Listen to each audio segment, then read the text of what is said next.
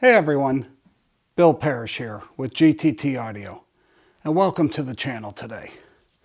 Well, it seems like a long time since I've been here. We did skip an episode in October. This last episode that should have occurred 2 weeks ago didn't happen, which was a nice little break. But so I thought, but it's October was a busy month, and talking to manufacturer friends, October just was absolutely nuts in high-end audio. But with that, there's some frustrations and issues, and the biggest thing, which everyone knows about, and I've talked about it before on the channel, but it is absolutely affecting high-end audio, is supply chain issues.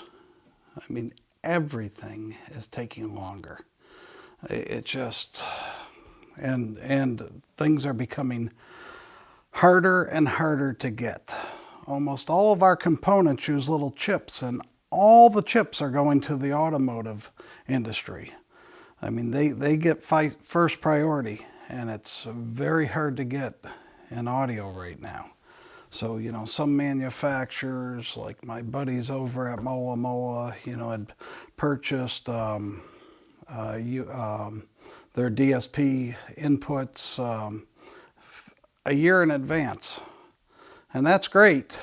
And they've got orders for more, but and orders are going up as well. So, who knows what's going to happen. But speaking of Moa and just supply chain issues, I'll tell you a little story. And I've seen it now a couple of times. But so they send me a dozen DACs, and they leave the Netherlands and FedEx shipping, and it's UPS actually. So it goes from the Netherlands, and then it goes to Frankfurt and to, I don't know, New Jersey or Kentucky, and then back to New Jersey. However it makes its path. But it gets to Frankfurt, and for 10 days, this is sent priority. For 10 days. It wasn't able to make the plane, not enough capacity. That's the message UPS gives. It's these messages, and they don't mean anything. I think most of them are BS, but it sat in Frankfurt for 10 days, and there's nothing you can do about it. It's just, where you are in the queue, and how many planes are leaving. I mean, you've seen the news in the U.S. about all the ports and the containers and, hundreds, if not thousands of ships out in the ocean just waiting to be unloaded with their containers. And it's the same thing everywhere.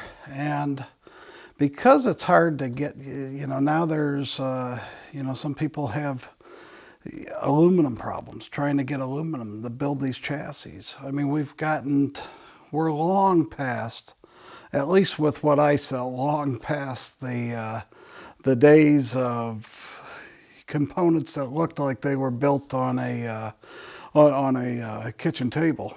I mean, like the AudioNet stern. I mean, that's a piece of art. It's sitting at the Smithsonian on display. I mean, it's gorgeous, but it's hard to build that stuff. It takes time to build that, and all the manufacturing is having problems. I mean, AudioNet went from 6 weeks usually to shipping. I think they're at somewhere like 10 or 12 now. And our friends over at Kabbalah Sosna, they've basically doubled their lead times. Moa they're usually really good with it, but what sells comes in, and we're already working on other stuff. As I sit here today, we're taking orders. So this is November 1st. We're taking orders that hopefully will ship the middle of December. And when that queue gets filled up, then we go to what's going to be shipping in January. I mean, we get shipments on a monthly basis.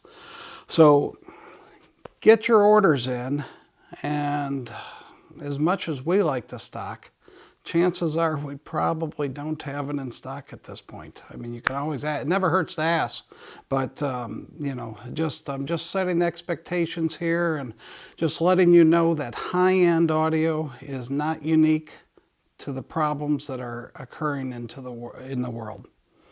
You know, we don't have some magic ball where we can produce it quicker than everything else that's going on.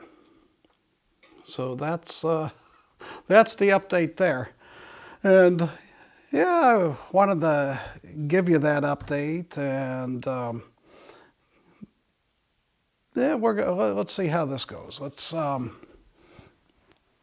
I talked quite a few episodes ago, probably at least a half a year ago, I talked about beware of purchasing pre-owned. Now, we sell pre-owned, so, you know, I don't take that as don't buy used. I mean, of course, I'd rather sell you new, but we sell used as well. And, you know, but you got to be careful with the used stuff. You absolutely have to be careful. And I showed you in that episode, and if you missed it, go back and see what some people do to their equipment. I mean, there was a complete and utter bastardized mola Tambaqui that was so screwed up we couldn't even fix it. It would have required completely new innards, and by the time you disassemble and reinstall and retest and everything else, you're better off buying new than paying for all that. So that's, you know, so be careful. But that message that I was sending, because we've seen that and we've seen other things and we've seen a lot worse, and, you know, I've seen the tin foil and fuse holder. Don't, I'm laughing, and I shouldn't laugh because it's horrible.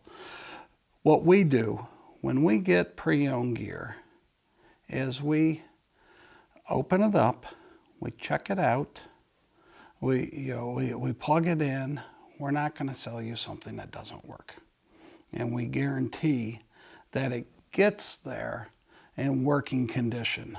Now, the manufacturer can't give a warranty. We can't give a warranty on it. But what we can do is we can guarantee that it's in working, operational condition when you receive it. Or no questions asked, an immediate return and refund, or we get it fixed at our expense. I mean, we're very flexible, and we work with people, and I usually put it in it's happened. I mean, I would say 99 out of 100 used pieces that I sell make it to the clients no problem at all.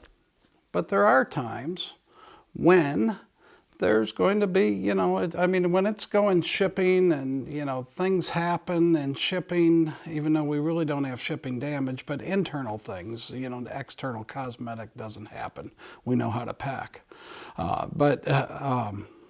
There's times certain things don't fire up.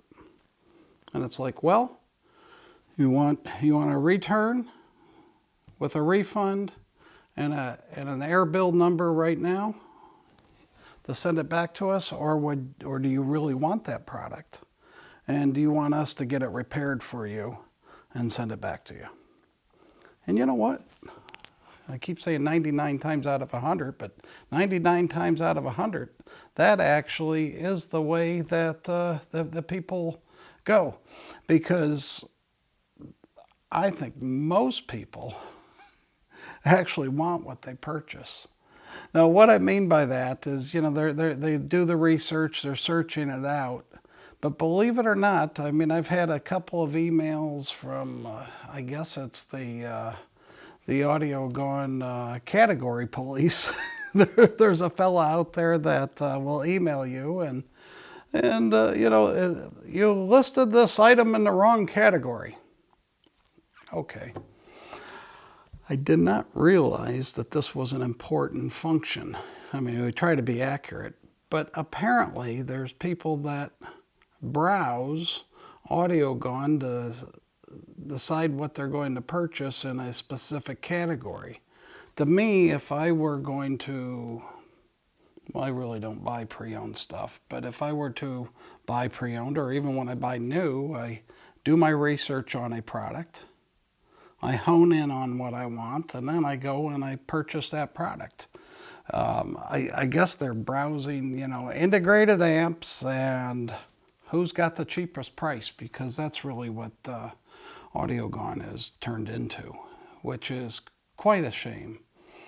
But that's really something that leads me down another topic about selling pre-owned audio. And this is just as dangerous as even more so than buying high-end audio. And listen, again, 99% of the transactions are wonderful, and that most audiophiles are really upstanding citizens and great people, and you should trust them, but also don't trust them blindly. A trust has to be earned. So certainly if you know people, but there's all sorts of guys buying, and as sellers, we've run into some real whack jobs, and well, we've been beat a couple of times. I mean, it's unbelievable. And because we've been beat, we've had to implement some procedures. If you look at our sales policy on our website, which is there for the world to see, that wasn't just created out of thin air, but that was done over, we're in our 26th year right now, and I don't know when that was created, after the 18th year, or, I think that's about when we published it, because things happen. And I don't even know how to prevent some of them. One of them is, both of them credit card transactions. One time it was a Parish, a projector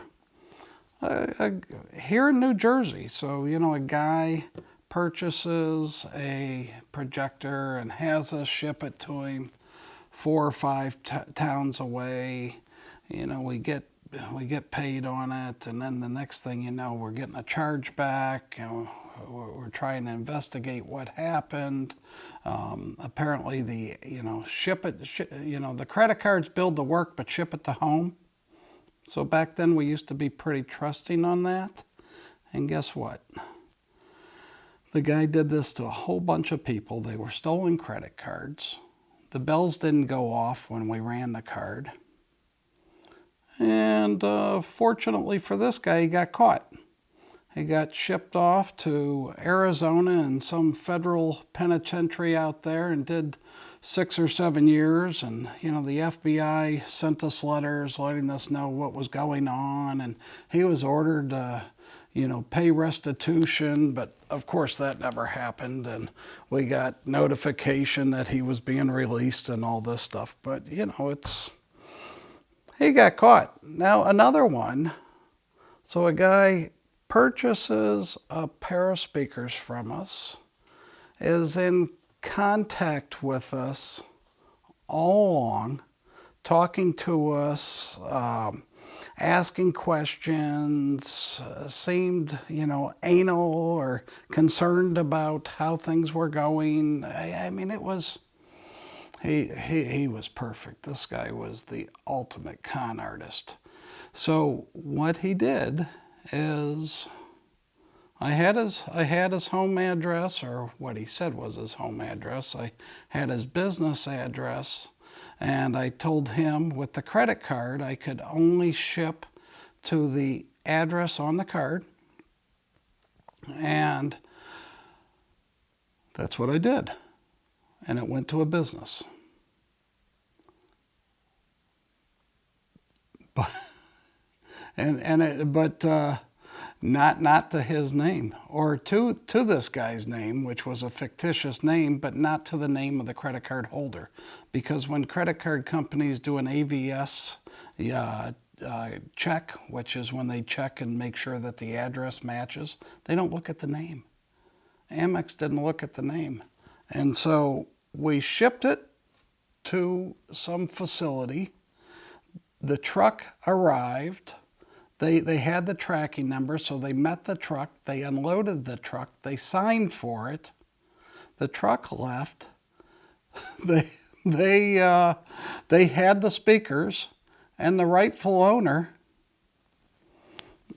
sees a $8,500 charge on his credit card bill and says, "That's not mine."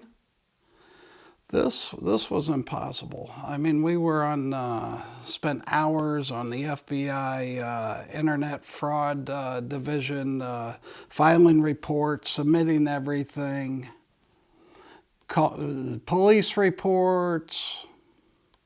Got nowhere. No response, nothing. Just disappeared. And GTT, i.e. me, out $8,500. The projector was $5,000. These things happen. That's why we do not take credit cards above $5,000. That's why we charge 3% processing on credit cards. I mean, first of all, you know who I am. You know GTT Audio. We are in our 26th year. You can do research on us. We are in the absolute sound, the stereo file, positive feedback, enjoy the music, stereo times.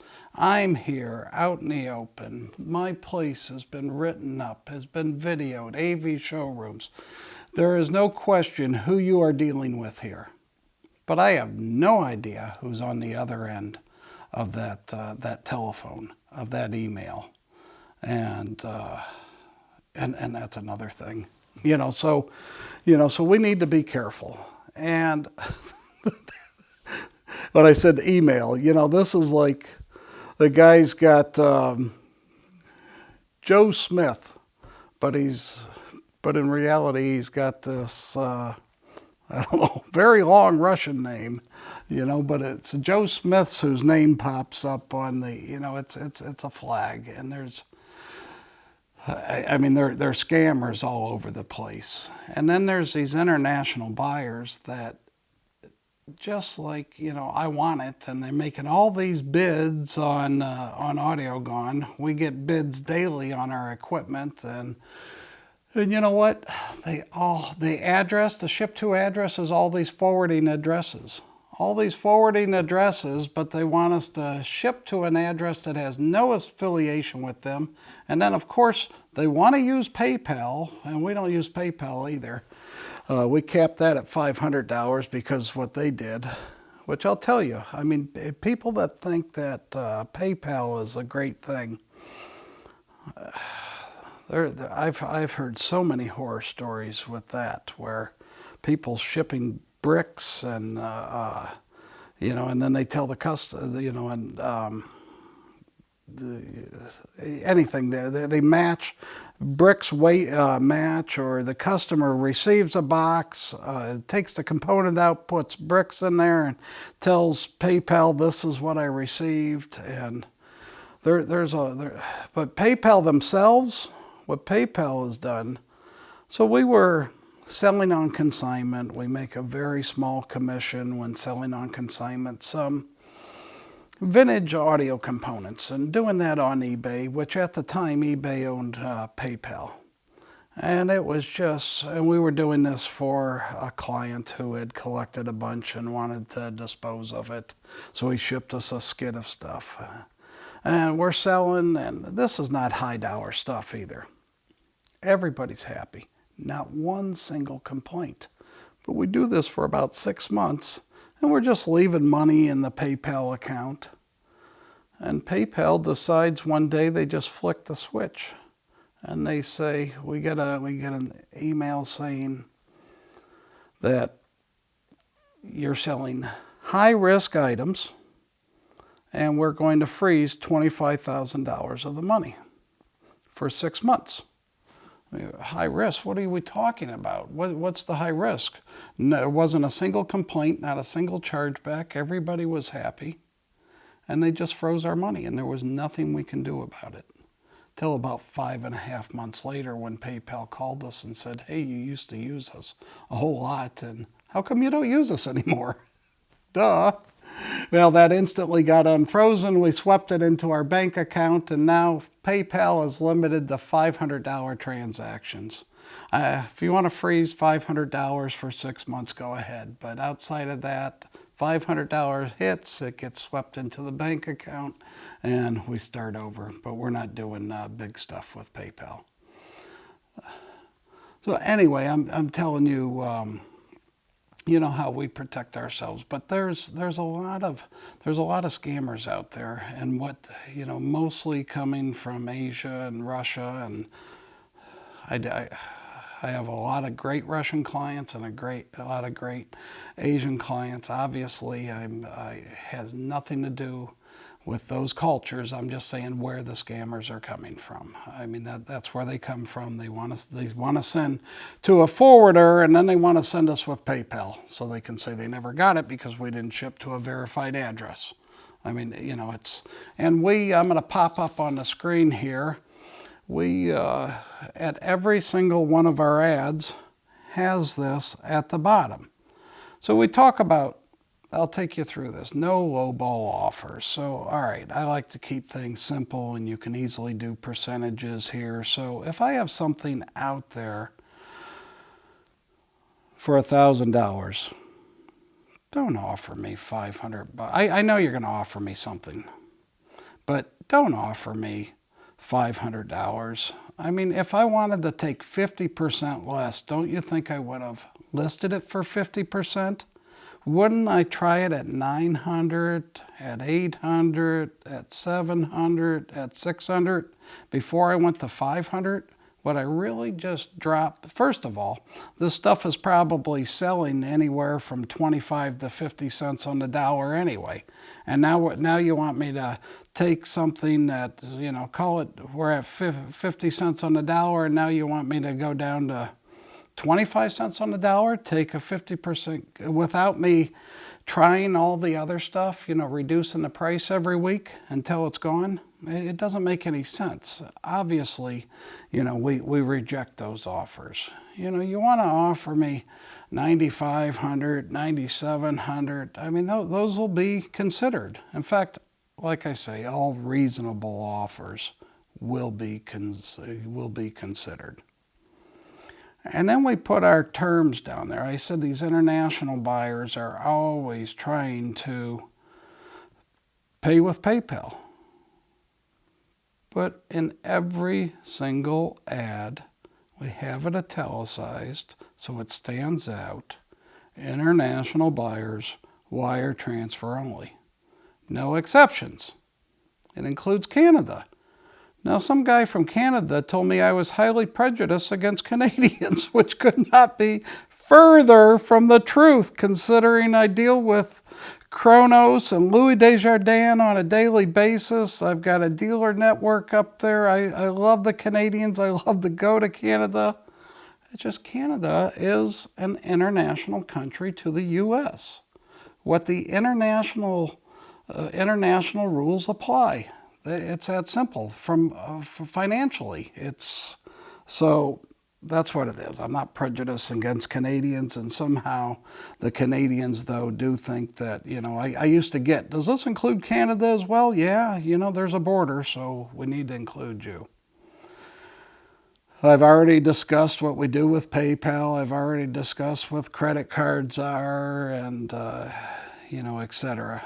And then I've had, here, I like this one. Do not make an offer on the product or say you want it unless you're agreeing to purchase it. I've had someone make an offer on a product and then follow up with an email and say, what is it? Or I've had the emails come in, I want it, what is it? Why would you buy a piece of audio equipment if you don't know what it is? And then the last one, I guess, is, don't ask us what our best price is. If you have a valid offer, make it. But I think what we put out there, we know what the market is. We put it out there at a fair price and a fair value, and we stand behind it, which is more than you can say on a person-to-person basis because they don't have the ability to stand behind it.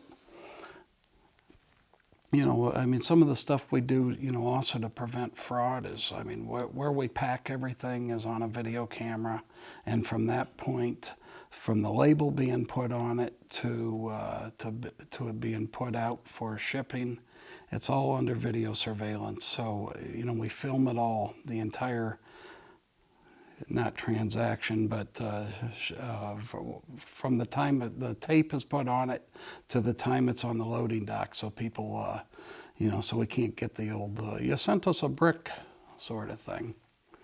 There's companies out there. So you should be careful if you're going to sell your gear yourself. And if you're going to, if something's, you know, if you're going to sell it yourself, or if you're going to trade it in, you can't expect the same money on the trade-in. We go through a lot of work, and we need to make a little bit. We need to at least cover our cost on, you know, we do it as, we don't sell, we're not in the pre-owned business. We do sell pre-owned gear, but we need to, you know, we do it as a value-added service for the clients. But it's not our bread and butter, and we're not making money on pre-owned gear. People that are making pre-owned gear are in the pre-owned business. It's all they do. And, you know, there's three companies that, there's a company out in Colorado called the Music Room. They seem to be pretty big and pretty popular, and you sell them your gear, and then they turn around and they resell it. And they have, I know they do some big numbers, and they have a lot of employees, and so they've got to turn some volume there. So I don't know what they're going to pay you, but you know, it's an option if you need to unload used gear. Not, you know, not that every dealer needs to be a dumping ground. You know, you're not going to give us 5 pair of speakers or walk out with 1 pair of speakers and then, you know, call it a day. There needs to be some money that's transacted. And so we do. If you're buying a pair of speakers, we'll take a pair of speakers in on trade. If you're buying a preamp, we'll take a preamp in on trade. If you're buying a DAC, we'll take a DAC in on trade. But we're not going to take, you know, you're not going to give us, you know, 5 things and that are essentially have no value and walk out with a new component and think that, you know, yeah, you made a great deal, but, you know, it has to work both ways. So there's the Music Room. There's my buddy Kenny in New Jersey over at Cal Audio, Kahl. He's great to work with, always gives very fair prices. There's my buddy Steve down in Fort Lauderdale at High Performance Stereo. He's good to sell used gear to. And I've been to Steve's place. Steve has warehouses, plural, of used audio components. So if you also have a piece of gear where you can't find something, or, you know, and it's out of production, and, you know, I don't know, you buy some 10-year-old preamp and you can't find the remote control for it, chances are Steve at High Performance Stereo has what you're looking for. In any case, I hope this wasn't too much rambling. I hope some of it made sense. I hope it kind of connected the dots on why we do what we do, raises some awareness when you're buying and selling audio equipment, because there's a lot, mostly great people out there, but it can also be the Wild West. So be careful. And listen to your audio systems. We're getting into getting close to being winter pretty soon, and it's high season. It's high season for audio. So like this video, share this video, comment below. If you're not a subscriber, subscribe to the channel, and we'll see you in 2 weeks. Thanks.